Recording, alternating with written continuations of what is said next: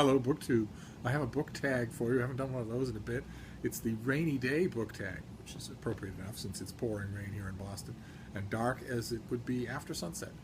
Uh, I saw it on Cam's channel, Wolf Shot Publishing. I wasn't tagged by anybody. Of course, nobody tags me for anything anymore.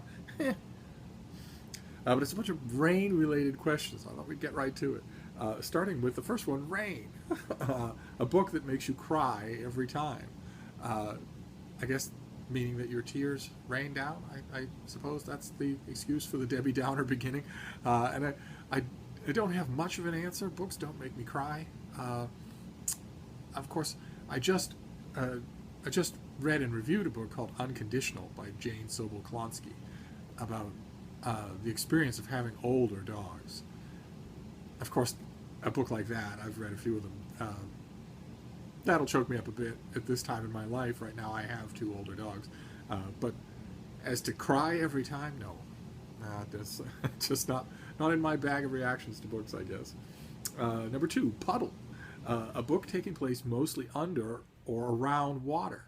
And the one I chose this time around is a book called Windhaven by George R. R. Martin and Lisa Tuttle. A science fiction book about a water world that is dotted with islands. Civilization, of course, has struck up on those islands, and in the pre-industrial era of this world, the islands communicate with each other via a cadre of carefully trained gliders, humans on gliding apparatus. And the book follows the life story of one such person as she navigates her way through life. And so, water is a very omnipresent part of the story, even though it's not the people themselves aren't aquatic. uh, Next one is Rain Boots, a book with a character who has lots of soul, SOLE.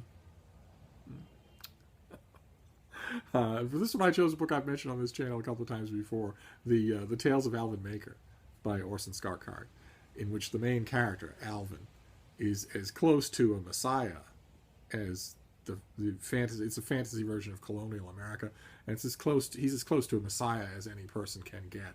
He can not only heal people and perform all sorts of miracles, but he can also create life.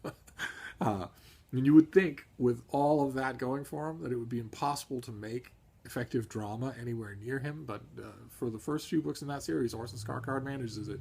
I highly recommend the first three books in the series at least. Let's see here. Umbrella, a book that's big and comforting. And this is another book that I've mentioned on this channel before, but I can't recommend it enough. And it's A Suitable Boy by Vikram Seth, a gigantic 1,200-page book about two families in India carefully negotiating the marriage prospects of their younger generations.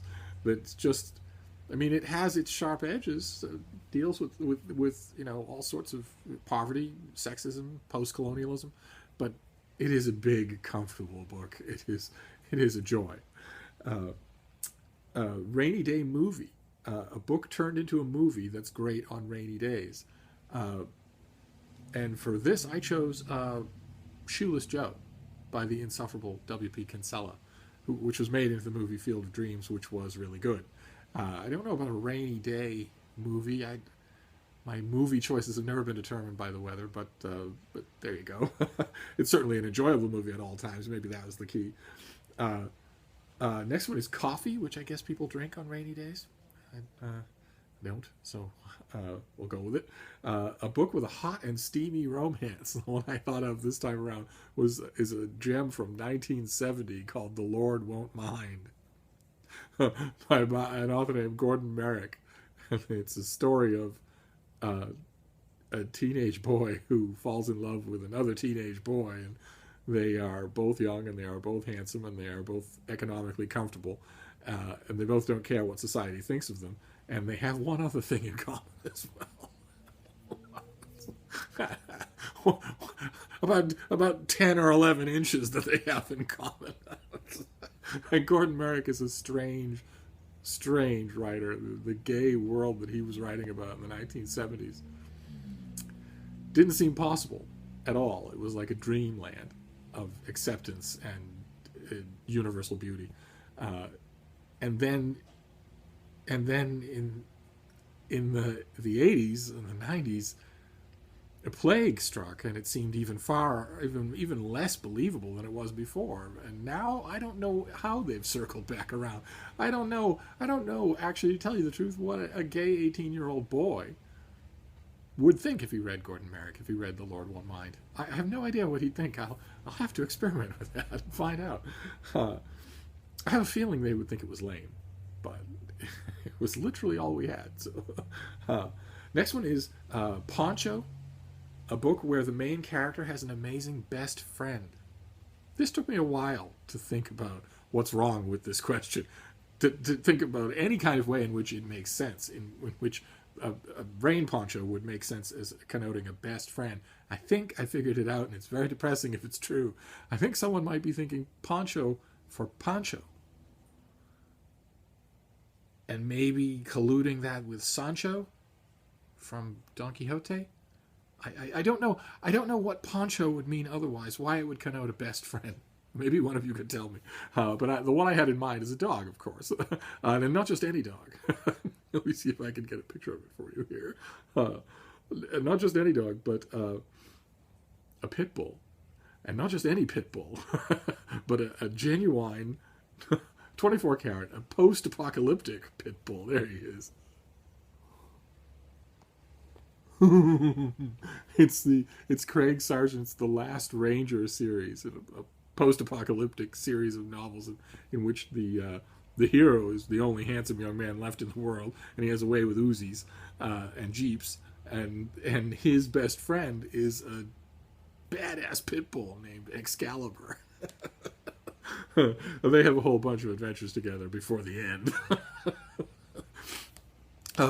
Next one is Gutters, a world that's grim and dirty, and for this I chose City of Thieves by Daniel Benioff, who sets the book in the siege of Leningrad. It doesn't get dirtier and grimier than that, and it's a slim thing, and it's sort of his goodbye to fiction. He's gone on to make piles of money writing screenplays and Game of Thrones and whatnot. So a 900-page novel by him would be great. I would stop the presses if it happened, but I'm not looking forward. I'm not holding my breath for it. But in the meantime, City of Thieves is a story set in the siege of Leningrad, and I highly recommend it. It's really good. The next one is Cuddly Pet, a book with enjoyable animals in it. Now, of course, my go-to example here is The Wind in the Willows, a children's classic that I nevertheless just love. Read it just about every other year and always take delight in it.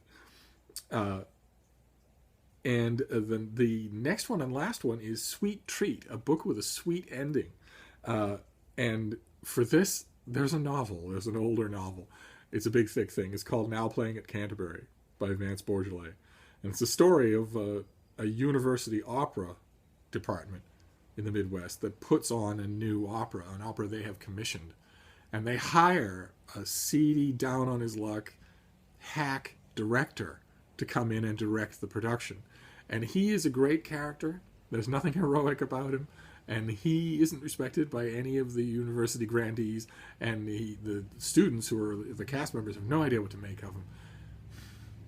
And he eventually brings it off to resounding success and then just slinks away. No curtain calls. And the ending it's sweet. It's bittersweet, but it is so sweet. It is such a great novel. I wish it would come back into print. I wish that it were still available so that you could, I'm happy to send it to you. I'm happy to find you a copy and send it to you if it intrigues you. But I can't recommend Now Playing at Canterbury highly enough. And that's it. That is the Rainy Day book tag. And although I wasn't tagged, I want to tag people. I want to tag, let's see here, Jess at Garden Scriptorium. I want to tag Britta, of course, because I assume it rains overseas. And I want to tag Jen, Reading with Pugs. And I look forward to your rainy day thoughts. By the time I see them, it will be bright and sunny and 70 again here in Boston. But for now, it fits the mood perfectly. I'll see you soon, Book 2. Thank you.